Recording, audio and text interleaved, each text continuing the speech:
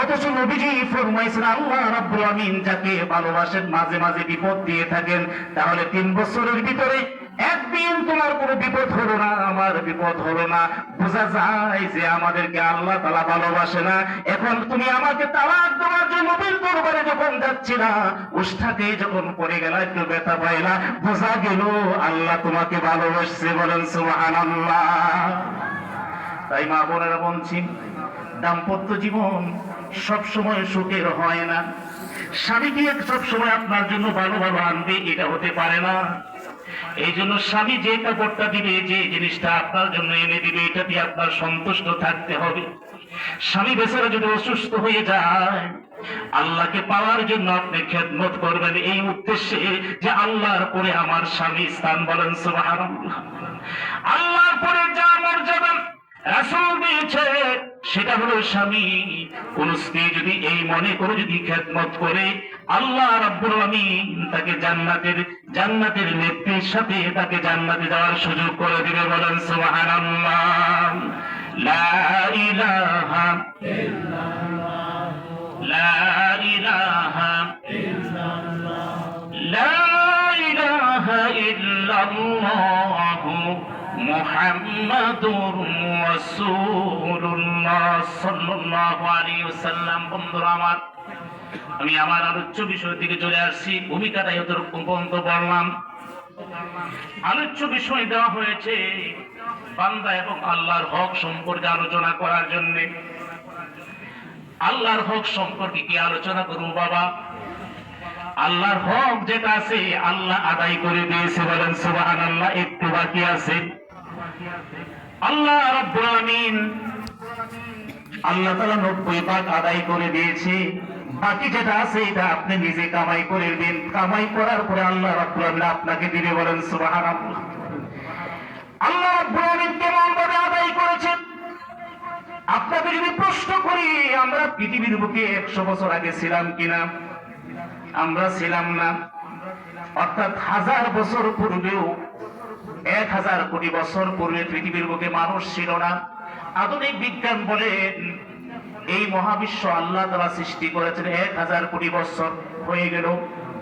এই মহাবিশ্বের ভিতরে আল্লাহ রাব্বুল আমিন আধুনিক বিজ্ঞান রেডিয়াম এবং থিওরিয়াম টেস্টের মাধ্যমে প্রমাণ করল এই মহাবিশ্বের ভিতরে আমরা যে সবুজ শ্যামল ধূলিময় পৃথিবীতে বাস করি, আল্লাহ রাব্বুল আমিন সৃষ্টি করেছেন 460 কোটি বছর পূর্বে। বলেন সুবহানাল্লাহ। ও বাবা, তারপর আল্লাহ তাআলা মানুষ পাঠান নাই। 460 কোটি বছর আগে মানুষ আল্লাহ পাঠান নাই। আধুনিক বিজ্ঞান বলে এই মহাবিশ্বটাকে আল্লাহ রাব্বুল আমিন সৃষ্টি করার পরে 460 কোটি বছর পরে পৃথিবী সৃষ্টি করেছেন। আল্লাহ রাব্বুল আমিন 300 কোটি বছর পূর্বে আল্লাহ তাআলা এই পৃথিবীর বুকে জীবের উদ্ভব করেছেন। 70 কোটি বছর পূর্বে আল্লাহ তাআলা 4 পায়া 2 পায়া সরীসৃপ এবং যারা উড়াল দিয়ে চলে তাদেরকে আল্লাহ সৃষ্টি করেছেন। অর্থাৎ আল্লাহ রাব্বুল আমিন আল্লাহর উদ্দেশ্য হলো এই পৃথিবীটাকে সাজিয়ে গুজিয়ে রাখবেন, আল্লাহর প্রিয় বান্দাদেরকে পাঠাবেন। বলেন সুবহানাল্লাহ। ভাইয়ারা আমার, এই যে সুন্দর পৃথিবী, এত সুন্দর পৃথিবী, গাছ গাছালা আল্লাহ তাআলা অসংখ্য সৃষ্টি করেছেন, খাদ্য সৃষ্টি করেছেন, নদী নালা সৃষ্টি করেছেন। আল্লাহ যেহেতু সৃষ্টি করেছেন, আল্লাহকে যদি প্রশ্ন করো, আল্লাহ তুমি আসমান কেন সৃষ্টি করলা, জমিন কেন সৃষ্টি করলা, আমি যদি আল্লাহকে প্রশ্ন করি, আল্লাহ তুমি কি জিব্রাইলের জন্য সৃষ্টি করেছো কিনা, যে আল্লাহ বলবেন না আমি জিব্রাইলের জন্য সৃষ্টি করি নাই। আল্লাহকে যদি প্রশ্ন করেন মিকাইলের জন্য সৃষ্টি করছো কিনা, আল্লাহ বলবেন না মিকাইলের জন্য সৃষ্টি করি নাই।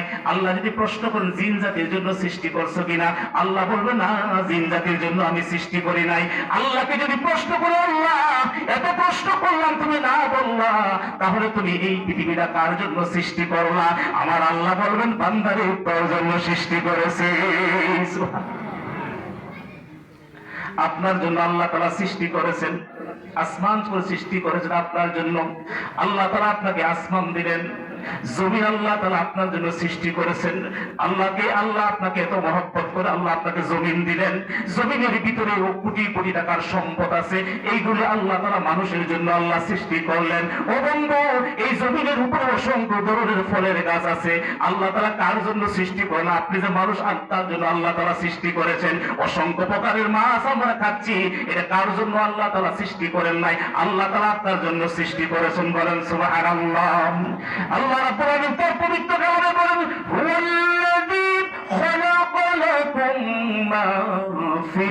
আরদি জামিআ। ও আমার বান্দা, তুমি যা দেখো পৃথিবীর বুকে সকল কিছু আমি আল্লাহ তাআলা, তুমি যে বান্দা তোমাকে মহব্বত করে তোমার জন্য সৃষ্টি করেছি, বলেন সুবহানাল্লাহ। বন্ধু আমার, আপনি পৃথিবীর বুকে আসতে চাইছেন, আমি পৃথিবীর বুকে আসবো। আল্লাহ তাআলা ফেরেশতাদের সাথে পরামর্শ করলেন, আমি পৃথিবীর বুকে মানুষ পাঠাইতে চাই। ফেরেশতারা তোমরা একটু বলো দেখি, একটু পরামর্শ করে দিলেন আল্লাহ তাআলা। এটা বান্দাকে শিক্ষা দেওয়ার জন্য পরামর্শ করেন। আসলে আল্লাহ পরামর্শ করার দরকার নাই। তাবলীগ জামাতে পরামর্শ হয় না বাবা, এটা আল্লাহ শিখাই দিয়েছে, বলেন সুবহানাল্লাহ। যে কোনো কাজ করবা পরামর্শ করে করবা। আল্লাহ তাআলা পরামর্শ না করতে পারতেন না? আল্লাহ কোন দরকার আছে যারা পরামর্শ করা? আল্লাহ রাব্বুল আলামিন পরামর্শ করে শিক্ষা দিয়েছেন, যে কোনো কাজ করবা তোমরা পরস্পর পরামর্শ করবা, দুইজন চারজন বসবা, কারণ এক একজনের জ্ঞান এক এক রকম। যদি একাকি করে মনে হতে পারে তোমার কাজের মধ্যে ক্ষতি হতে পারে, আর পরামর্শ তুমি যদি কাজ করো তাহলে কাজের মধ্যে আল্লাহর পক্ষ থেকে বরকত দিয়ে দিবে, বলেন সুবহানাল্লাহ। ফেরেশতারা ইনকার করেছিল, ফেরেশতারা বলেছিল নাহনু নুসাব্বিহু বিহামদিকা ওয়া নুকদ্দিসু লাক। আল্লাহ কিসের দরকার মানুষ পাঠানোর, বন্দেগী তো আমরাই করতেছি। আর আকাশে যত ফেরেশতা আছে, হাদিসে বলা হয়েছে, তাফসীরে খাজেনে বলা হয়েছে মুআত্তাতিস সামা ওয়া হাক্কুল্লাহ তাইতা। এত সংখ্যক আল্লাহ রাব্বুল আলামিন আকাশে ফেরেশতা রেখেছেন।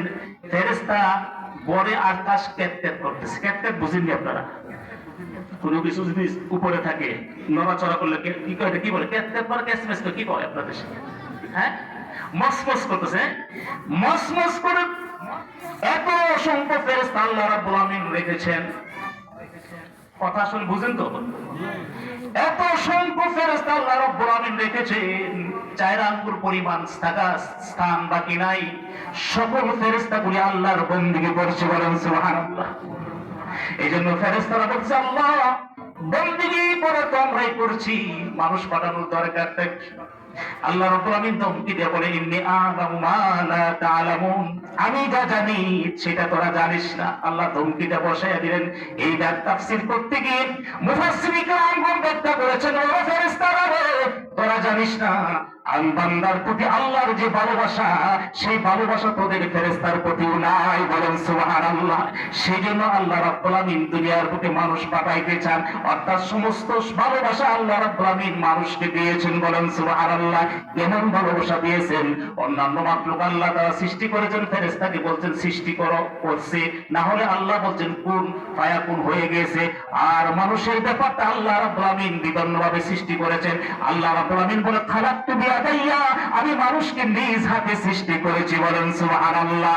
অন্য কোন মাখলুককে আল্লাহ রাব্বুল আলামিন নিজ হাতে তৈরি করেন নাই, আমাকে আপনাকে আল্লাহ তাআলা আদর করে মায়া করে নিজ হাতে সৃষ্টি করেছেন, বলেন সুবহানাল্লাহ। আল্লাহ রাব্বুল আলামিন আপনাকে আমাকে কত ভালোবাসা। আরেকটা হাদিস আপনাদের শোনাইতেছি। এক হাদিসে বলা হয়েছে, জিন জাতিকে মানুষ জাতিকে আল্লাহ রাব্বুল আলামিন সৃষ্টি করেছেন বন্দেগী করার জন্য। ও বান্দা, জিন যদি বন্দেগী করে আল্লাহ তাআলা তাদের কি দিবে? সাহাবীরা রাসূলকে প্রশ্ন করে, ইয়া রাসূলুল্লাহ, জিন জাতি যদি বন্দেগী করে আল্লাহ রাব্বুল আলামিন তাদেরকে কি দান করবেন? জান্নাত দিবেন কিনা? আল্লাহর নবী বললেন, না না, তাদেরকে জান্নাত দিবেন না। লাইসু মা উম্মতি মুহাম্মাদিন সাল্লাল্লাহু আলাইহি ওয়াসাল্লাম, জিন জাতিরা উম্মতি মুহাম্মদের সাথে জান্নাতে থাকবে না। আবার নবীকে প্রশ্ন করে, ইয়া রাসূলুল্লাহ, ইয়া হাবিবাল্লাহ, তাহলে জিন জাতিকে কোথায় আল্লাহ তাআলা স্থান দিবেন? আল্লাহর নবী ফরমান, জিন জাতিকে আল্লাহ তাআলা স্থান দিবেন আরাফ নামক স্থানে। কোথায়? আরাফ নামে। এখন আরাফটা কি? আরাফ হলো জান্নাতের পার বা দেয়াল। পুষ্করে মানে একটা পার লাগে না বাবা? এটা হলো আরাফ, হলো জান্নাতের দেয়াল বা পার। আল্লাহ নবী ফরমান, আখিরাতের ভিতরে সবচেয়ে দামি জিনিস হলো, সবচেয়ে মূল্যবান হলো জান্নাত। এই জান্নাত গুলিকা, জান্নাতের ভিতরে আল্লাহর প্রিয় বান্দা, আল্লাহর মাসুক, আল্লাহর প্রিয় বান্দা মানুষদেরকে দিবেন, বলেন সুবহানাল্লাহ। তাহলে আল্লাহ রাব্বুল আলামিন সমস্ত কিছু আল্লাহ আপনার জন্য সৃষ্টি করে আল্লাহর হক আদায় করছেন কিনা বাবা? এখন আমাদের হক আদায় করতে হবে না? আমাদের হক আদায় করতে হবে না? দেওয়া এবং নেওয়া, ঠিক আছে, ঠিক আছে না বাবা? আল্লাহ যদি বলে, বান্দা তোকে আমি এত কিছু দিলাম, তুই আমাকে কিছু দিবে না, আল্লাহ প্রশ্ন করতে পারেন না? সেই প্রশ্নের উত্তর হলো মা খালাকাতুল জিন্না ওয়াল ইনসা ইল্লা লিয়াবুদুন, বলেন সুবহানাল্লাহ। সেই প্রশ্নের উত্তর হলো দুনিয়ার বুকে যদি আমরা বেঁচে থাকবো স্বয়নে স্বপনে আল্লাহর বন্দেগী করতে হবে, কারণ বন্দেগী যদি না করি বান্দারই ক্ষতি হবে, আল্লাহর কোনো ক্ষতি হবে না। ও ভাইরা আমার, মায়া করে আল্লাহ রাব্বুল আলামিন আপনাকে দুনিয়ার বুকে পাঠিয়েছে। মায়ার বস্তু যদি বেয়াদবি করে, যিনি মায়া করে তার কাছে খুবই কষ্ট লাগে। এই জন্য ভাইরা আমার, এত মায়া করে এত মহব্বত করে আপনাকে আল্লাহ তাআলা পাঠাইলো, দেখার শক্তি দিল। যার চোখ নাই তাকে জিজ্ঞাসা করে, ভাই চোখের তো তোমার তো চোখ নাই, তোমার কেমন লাগে?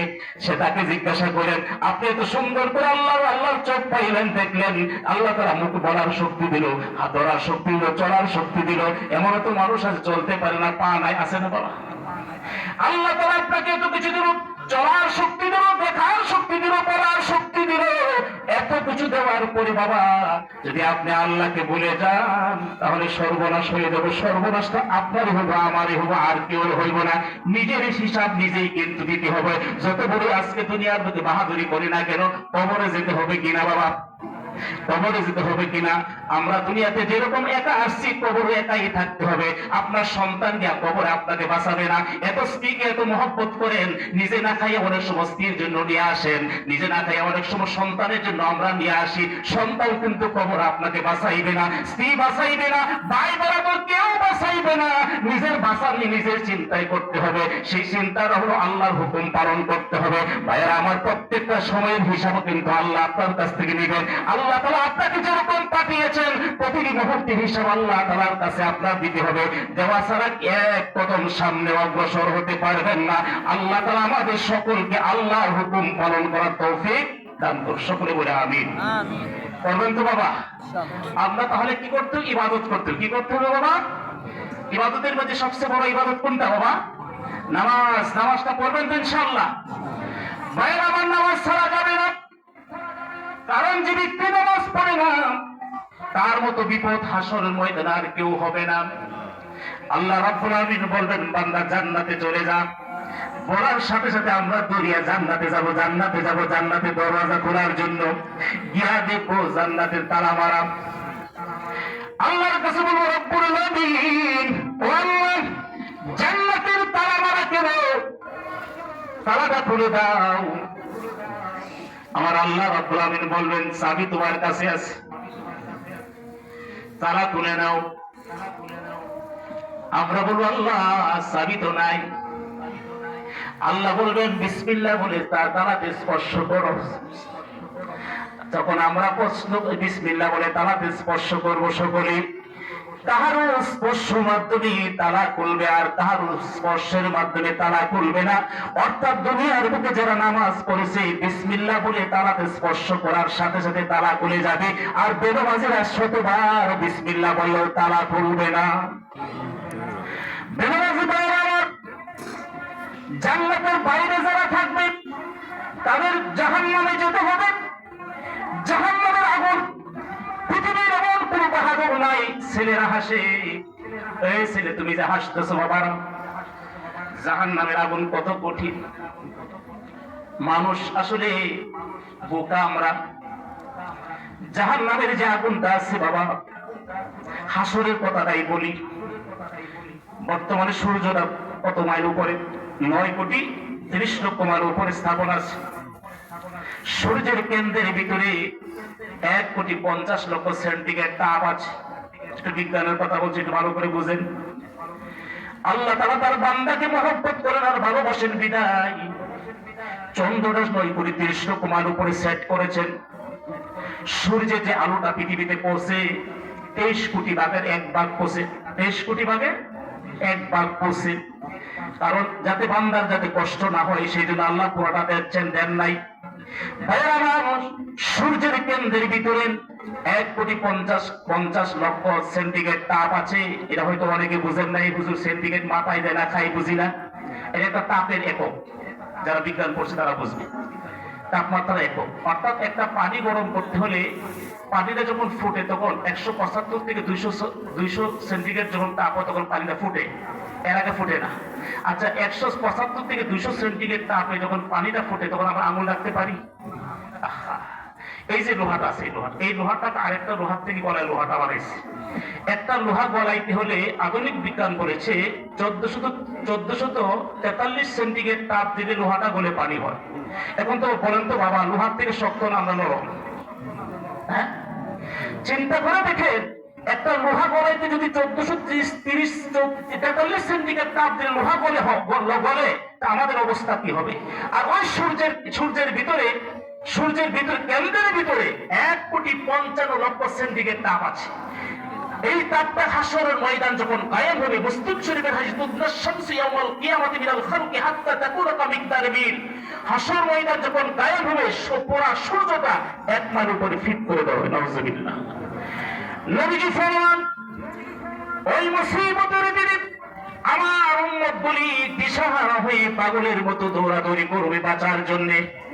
কারণ সূর্যের তাপের কারণে তার মাথার মগজগুলি টকবক টকবক করে গলবে। বান্দা বলবে আল্লাহ, বান্দা বলবে আল্লাহ, কপালে জাহান্নাম থাকলে জাহান্নাম দিয়ে দাও। হাসরের ময়দানে কষ্ট সহ্য করতে পারছি না। আল্লাহর কাছে বলবে আল্লাহ, আমার চামড়া তো খসে যাচ্ছে, মাথার মগজ বলে যাচ্ছে, কপালে জাহান্নাম থাকলে জাহান্নাম দিয়ে দাও। তারপরে আল্লাহ, জাহান্নামের এই হাসরের ময়দানে কষ্ট সহ্য করতে পারছি না। হাসরের ময়দানের কষ্টটা জাহান্নামের থেকে হালকা হবে, ধোঁয়ার মতো হবে। আগুনের থেকে ধোঁয়া যেরকম না, এরকম হালকা হবে। এখন চিন্তা করে দেখেন জাহান্নামটা কত কষ্ট হবে।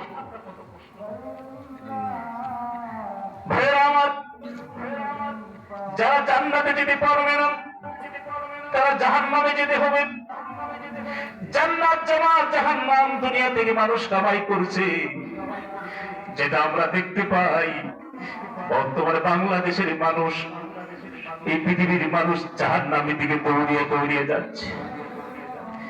তার কারণ হলো মসজিদে মুসল্লি পাওয়া যায় না, দিনের উপর মানুষ চলে না, কোরআনের উপর চলে না। আল্লাহ তো মায়া করে পৃথিবীতে মানুষ পাঠাইলেন আল্লাহর হুকুম পালন করার জন্য। এই মানুষগুলি আল্লাহকে ভুলে গিয়েছে। এই মানুষ যদি কত বড় বিপদ হবে, আমরা কোরআন হাদিস পড়ে যেটা আয়নার মতো আমাদের কাছে পরিষ্কার। বাবা, ও বাবা, হাসি তামাশা থাকবে না। তোমার মতো অনেক মানুষ কবরের জগতে আছে। তুমি যখন কবরে চলে যাবা বাবা, ও মা, তুমি যখন কবরে যাবা, কবর থেকে তোমাকে কেউ বাঁচাইতে পারবে না। কবরে চিল্লাইবেন, ফেরেশতারা পিঠাইবে, আগুনের জামা গায়ে দিয়ে দেবে, আগুনের বিছানা তোমার কবরে বিছিয়ে দিবে। তুমি চিল্লাইবা, তোমাকে কেউ বাঁচাইবে না। তাহলে কার জন্য তুমি এত কিছু করছো রে মা? ও বাবা, তুমি কার জন্য এত কিছু করতেছো যে কবরে তোমাকে কেউ বাঁচাইবে না? সেই জন্য বলতেছি, কবরের বাঁচতে হলে নামাজ পড়তে হবে, আল্লাহর হুকুম পালন করতে হবে। যে জন্য আল্লাহ তাআলা আপনাকে সৃষ্টি সেটা করতে হবে। আল্লাহ তাআলা আমাদের কবুল করে সকলে বলে আমিন। বন্ধুরা আমার, যে আলোচনা আমাকে আবার টুকেন দিয়েছে বান্দার হক সম্পর্কে আলোচনা করার জন্য, এইটা সবচেয়ে বড় গুরুত্বপূর্ণ জিনিস বর্তমানে বাংলার সিচুয়েশনের। কারণ বাংলাদেশের মানুষ হকের ব্যাপারে অত্যন্ত উদাসীন। স্বামী তার স্ত্রীর হকের ব্যাপারে উদাসীন, স্ত্রী স্বামীর হকের ব্যাপারে উদাসীন, ভাই ভাইয়ের ব্যাপারে উদাসীন, সমাজ কর্মীর হকের ব্যাপারে উদাসীন। হক যতক্ষণ পর্যন্ত আদায় না করবেন, নামাজ রোজা দিয়ে কোনদিন আপনার জান্নাতে যেতে পারবেন না। আপনাদের কথা বলতে হবে না, আমার কথা আমি বলতেছি। বাবা, আমি বুখারী পড়াই, কয়েকটা মাদ্রাসাতে বুখারী পড়াই। আমি যদি আপনার 1 টাকা যদি আমি মেরে খাই, যত বড় আমি বুখারী পড়াই না কেন, যত বড় হুজুরগিরি করি না কেন, যত বড় আমি বক্তা হই না কেন, এই বক্তাগিরি দিয়ে আমি জান্নাতে যেতে পারবো না। নবীজির একটা হাদিস আমাকে অত্যন্ত ব্যথা দেয়, মুসলিম শরীফের হাদিস। আল্লাহ নবী ফরমান, হাল তাদরুনা মাল মুফলিস, নবীজি ফরমান, তোমরা কি জানো মুফলিসকে আরবি ভাষা তার বাংলা অর্থ হলো গরিব মানুষকে, নিঃস্ব মানুষকে। বাবা, নবী প্রশ্ন যখন করলেন সাহাবারা বলে ইয়া রাসূলুল্লাহ আল মুফলিসু ফিনা মান লা দিরহাম লাহু ওয়া লা মাতা লাহু। বাবা উঠো না, কাজে লাগবো, আজকে ওয়াজটা শোনো। এই ওয়াজ অনেক জায়গায় করেন, আমি করে যাব ইনশাআল্লাহ। নবীজি ফরমান, না রে আমার সাহাবীরা রে, আমি প্রশ্ন করি নাই। আল্লাহ নবী ফরমান, মুফলিস তথা হাসরের ময়দানে নিঃস্ব সেই ব্যক্তি হবে, নামাজ নিয়েও হাসরে যাবে, রোজা নিয়ে হাসরে যাবে, যাকাতের সব নিয়ে হাসরে যাবে, আমার মতো হুজুরের সব নিয়ে হাসরে যাবে, আমার মতো মুহাদ্দিসের সব নিয়ে হাসরে যাবে, আমার মতো শাইখুল হাদিস বুখারী পড়ে সে হাসরের ময়দানে যাবে। অর্থাৎ দুনিয়ার বুকে হজ করেছে, যাকাত দিয়েছে, নামাজ পড়েছে, তারপরে একটা পর্যায়ে আসবে ওয়াতি তাতকাতামা কাতশাতামা হাযা ওয়া কাযাবা হাযা। এক ব্যক্তি আসে বলবে, হুজুর গো, আমি আপনাদেরকে বলতেছি না, আমাকেই বলতেছি, আমাকে আপনি বলুন হুজুর, আমার কি বলতে আপনি করেছিলেন? আপনি হুজুর মানুষ, আমি কিছু বলতে পারি নাই, এখন সেটার প্রায়শ্চিত্তটা দিতে হবে, সেটার শ্রদ্ধা নিতে চাই। আমি বলবো ভাই আমারে মাফ করে দাও। আপনি বলবেন হুজুর দুনিয়াতে আপনি মাফ নেন নাই, এখন মাফ করার কোনো সুযোগ নাই।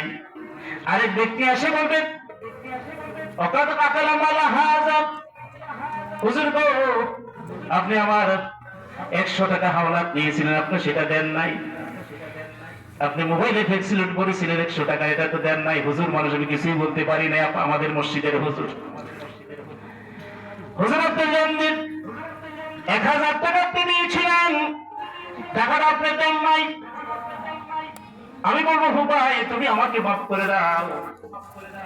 বন্ধুরা আমার, সেই দিন মাফের কোনো প্রশ্ন আসবে না। আজকে আমাদের বাংলাদেশের মানুষ ঋণ দেয়, ঋণ দেয়া বিপদে পড়ে যায়, হাওলাত দিল না, সর্বনাশ করলো, আর টাকা খুঁজে পাওয়া যায়, যে হাওলাত সে বিপদে পড়ে। অথচ নবীজি ফরমান, ঋণগ্রস্ত মানুষ একাই কি থাকবে, তার আত্মাটা আল্লাহ তাআলা লটকায় রাখবেন। নাফসুল মুমিনিন মুআল্লাকুন বিদাইনিহি, নবীজি ফরমান, ঋণগ্রস্ত মানুষের আত্মা লটকিয়ে থাকবে, যতক্ষণ পর্যন্ত ঋণ আদায় না করছে লটকিয়েই থাকবে। আরেক হাদিসে বলা হয়েছে, নাফসুল মুমিনিন দাইবাসুন বিদাইনিহি হাত্তা ওয়াশকু ইলা রাব্বিহিল ওয়াহদাতা ইয়াউমাল কিয়ামাহ। আরেক হাদিসে বলা হয়েছে, ঋণগ্রস্ত মানুষ একাই কি থাকবে, আল্লাহর কাছে অভিযোগ করবে, আল্লাহ আমাকে একাকে কেন বন্দী করে রাখছে।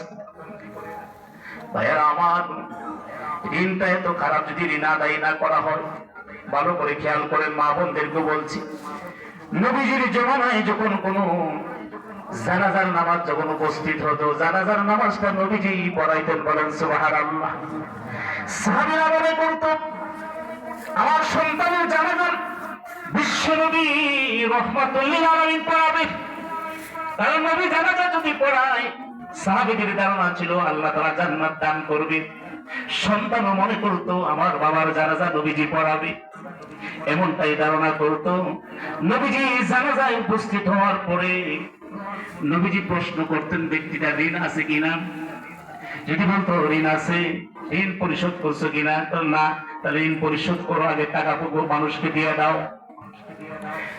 ঋণ পরিশোধ করার পরে বিশ্ব নবী তখন জানাজার নামাজ পড়াইতেন। আর যদি পরিবারের পক্ষ থেকে বলা হয়, নবী গো, লোকটা ঋণগ্রস্ত, ঋণ পরিশোধ করার মতো তার কোনো টাকা পয়সা নাই, আমার নবী রাহমাতুল লিল আলামিন তখন বলতেন, আমি নবী হতে পারি, রাহমাতুল লিল আলামিন হতে পারি, আমি নবী হয়ে তার জানাজার নামাজ পড়াইলেও জান্নাতে যেতে পারবে না, কারণ সে মানুষের টাকা মেরে দিয়েছে, সে মানুষের টাকা মেরে দিয়েছে, আমি তাকে জান্নাতে দিতে পারবো না।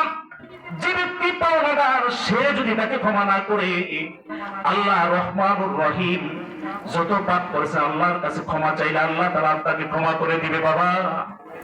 কিন্তু মানুষের টাকা মেরে খেয়ে দিয়েছেন, আল্লাহ তাআলা রহমান হয়ে, রহিম হয়ে, গাফুর রহিম, আল্লাহ ক্ষমা করবে না। বাবা খেয়াল করুন, আমি হাদিসটা পরে বলতেছি, অনেক বড় হাদিস, মুসলিম শরীফের হাদিস। মানুষের টাকা মেরে খেলে, অবৈধ সম্পদ খেলে কত বড় বিপদ একটু খেয়াল করেন বাবা। আল্লাহর ওলিদের ভিতরে একজন নাম ছিল ইব্রাহিম বিন আদম। নাম কি? অনেকে বলে লা ইলাহা ইল্লাল্লাহ, লা ইলাহা ইল্লাল্লাহ, লা ইলাহা ইল্লাল্লাহ, লা ইলাহা ইল্লাল্লাহ মুহাম্মাদুর রাসূলুল্লাহ সাল্লাল্লাহু আলাইহি ওয়াসাল্লাম। বাবা আপনাদের কষ্ট হইতেছে বাবা, আলোচনা সংক্ষিপ্ত করে ফেলবো। বন্ধুরা আমার, আল্লাহর ওলি নাম ইব্রাহিম বিন আদম। তিনি পূর্বে বাদশা ছিলেন। আল্লাহকে পাওয়ার জন্য দরবেশি পথটি অবলম্বন করেছেন। ইবাদত বন্দেগী ছাড়া কিছুই বুঝতেন না। মক্কা মুআজ্জামা উনি বসে বন্দেগী করেছেন। হঠাৎ করে ওনার খেয়াল হলো, আমি যদি বাইতুল মুকাদ্দাসে গিয়ে বন্দেগী করতাম তাহলে তো বেশি করে সওয়াব অর্জন করতে পারতাম। কারণ বাইতুল মুকাদ্দাসে এক রাকাত নামাজ পড়লে আল্লাহ রাব্বুল আলামিন 25,000 রাকাতের সওয়াব দিয়ে দেন। বলেন সুবহানাল্লাহ। বাইতুল মুকাদ্দাসে বন্দী করার প্রত্যাশায় ইব্রাহিম বিন আদম বলেন, আমি যেহেতু এখান থেকে চলে যাব, মক্কা থেকে মৃত্যু বরকত নিয়ে যাই, কিছু খেজুর ক্রয় করে খেজুর করে বরকত স্বরূপ আমি সারাদিন রোজা রেখে ইফতার করব, সাহারি করব। সেই ভেবে উনি দোকানের কাছে গিয়ে খেজুর নিলেন। বর্ণায় পাওয়া যায় 2 কিলো খেজুর নিলেন। খেজুর উনি বেগে বললেন। ব্যাগটা যখন উনি অর্থাৎ দোকানে যখন খেজুর দিল, ব্যাগটা যখন গুটিয়ে নিল, এসে দেখেছে 2টা খেজুর পড়ে আছে। 2টা খেজুর পড়ে আছে। তখন ইব্রাহিম বিন আদম মনে মনে বলতেছে, দোকানে যখন পাল্লা দিয়ে খেজুরটা যখন দিয়েছিল মনে হয় আমার খেজুরটা পড়েছিল। এই ভেবে তখন ইব্রাহিম বিন আদম 2টা খেজুর উনার ব্যাগের ভিতর ঢুকিয়ে দিয়েছেন। খেজুর নিয়ে ইব্রাহিম বিন আদম 2 রাকাত নামাজ পড়েন আর একটু সামনে যান। এরকম করতে করতে নফল নামাজ পড়তে পড়তে 1 বছর অতিক্রম করে উনি ইব্রাহিম বিন আদম বাইতুল মুকাদ্দাসে গিয়েছেন। বলেন সুবহানাল্লাহ। বাইতুল মুকাদ্দাসে যাওয়ার পরে ইব্রাহিম বিন আদমের প্রত্যাশা হলো সারা রাত বাইতুল মুকাদ্দাসে একাকী নিবৃত্তে বন্দেগী করব। ভাইয়ারা আমার, ইব্রাহিম বিন আদম এশার নামাজ পড়ে উনি পিলারের পেছনে লুকিয়ে রইলেন যাতে খাদেম তাকে দেখতে না পায়, কারণ খাদেম দেখলে তাকে বাইর করে দিবে। ইব্রাহিম বিন আদম লুকিয়ে রইলেন। খাদেম সাহেব দরওয়াজা জানালা বন্ধ করে উনি চলে গেল। ইব্রাহিম বিন আদম বন্দেগী করে অনেক ক্লান্ত শান্ত হয়ে দোয়া করে ঘুমিয়ে গেলেন। ঘুমের ভিতর স্বপ্নে তাকে দেখছেন। উনি স্বপ্নে দেখছেন 2 জন ফেরেশতা আসছে, একজন মাথার শিওরে আরেকজন তার পায়ের শিওরে। বলা বলে করতেছে যে আল্লাহর বান্দা 1 বছর বন্দেগী করেছে, একদিনের বন্দেগী আল্লাহর দরবারে কবুল হয় নাই। দ্বিতীয় জন প্রশ্ন করলো, কেন বন্দি কবুল হয় নাই? তাহলে বন্দি কবুল না হওয়ার কারণ হলো 2টা খেজুর মনে করেছিল যে তার, আসলে তার নয়, দোকানের খেজুর। 2টা খেজুর হারাম খেয়েছে। হারাম খাওয়ার কারণে 1 বছরের বন্দেগী তার কবুল হয় নাই। বন্ধু আমার, দেশটির তাফসীরে দুররে মানসুর বলা হয়েছে, ইন্নার রাজুলা লা ইয়াকতুবু হুকমাতা ফি জাওফিহি হারামুন ওয়া ইয়াতাকাব্বালুহু 40 ইয়াওমান। ভাইরা আমার, কোন মানুষ যদি 1 লুকমা হারাম যদি খায় 40 দিন পর্যন্ত তার ইবাদত বন্দেগী কবুল হবে না। 1টি লুকমা যদি আপনি হারাম খান 40 দিন পর্যন্ত আল্লাহ তাআলা আপনার কোনো কিছু কবুল করবে না। আজকে বাংলার মানুষ নামাজ না পড়ার কারণ হলো হারাম খাইতে খাইতে ভিতর নষ্ট করে দিয়েছে। বাংলার মানুষ আল্লাহ তাআলা যে ইন্টের যে রূহটা দিয়েছিল, ইন্না ফিল জাসাদি মুদগাতান ফাইদা সলহাল জাসাদু কুল্লু, আলা ফাইদা ফাসাদাল জাসাদু কুল্লু আলা ওয়াহিয়াল কালব। আল্লাহর নবী ফরমান, মানুষের ভিতরে একটা গোশতের টুকরা আছে, এই গোশতের টুকরা যদি সতেজ থাকে, যদি নুরানি থাকে, চোখকে বলবে যে তুমি নেক কাজ করো, হাতকে বলবে ভালো কাজ করো, মুখকে বলবে যে সত্য কথা বলো, মিথ্যা কথা বলিও না, পাকে বলবো ভালো রাস্তায় যাও, তোমার দেমাগকে বলবে ভালো রাস্তায় তোমার ময়দাটাকে প্রয়োগ করো। আর এই গোশতের টুকরা যদি নষ্ট হয়ে যায় রে বাবা, হারাম খাদ্যের মাধ্যমে, গুনার মাধ্যমে যদি নষ্ট হয়ে যায়, চোখ তো তখন বলবে গুনাহ কর, কানকে বলে গুনার শুন, মুখ দিয়ে বলবে মিথ্যা কথা বল, তখন হাত দিয়ে তখন অন্যায় কাজ করাবে, পা দিয়ে তখন অন্যায় কাজ করাবে। অর্থাৎ হারাম খাইলে কোনদিন কলব ভালো থাকে না। আল্লাহ যে ইনটেক, যে কলব ভালো হতে আমাদেরকে আল্লাহ তারা দিয়েছে, এইটা যদি যেভাবে দিয়েছে হালাল খাদ্যের মাধ্যমে যদি আমরা যদি সতেজ যদি রাখতে পারি, চোখ বুঝলেও কবরের গর্ভতের ব্যবস্থা জানতে পারবো, চোখ বুঝলেও আল্লাহর এমন বান্দা আছে, চোখ বুঝলেও আসমানের ব্যবস্থা জানতে পারে। বলেন সুবহানাল্লাহ। সেই জন্য বন্ধুরা আমার, ইব্রাহিম বিন আদহাম পরেশান হয়ে গেলেন, ঘুম থেকে তাড়াতাড়ি উঠলেন, উঠিয়া আবার তাড়াতাড়ি করে আবার সেই মক্কায় আসলেন। আসিয়া দেখে যেখান থেকে খেজুর ক্রয় করেছিলেন সেই দোকানদার নাই, একটা যুবক বসে আছে। ইব্রাহিম বিন আদহাম এবারে তো ঘোরাফেরা করছেন, তার হেজিটেশন দেখে দোকানে একটা ছেলে বসে আছিল। ছেলেটা তখন বলতেছে, বাবা আপনি এত পেরেশানিতে কেন? ইব্রাহিম বিন আদহাম বলে, 1 বছর পূর্বে একজন এখানে বৃদ্ধ খেজুর বিস্ত, উনিকে। তখন ছেলে বলতেছে, উনি আমার বাবা। তাহলে কারণটা কি? উনি কোথায়? বলে উনি মারা গেছে। সমস্ত বিস্তারিত বলল।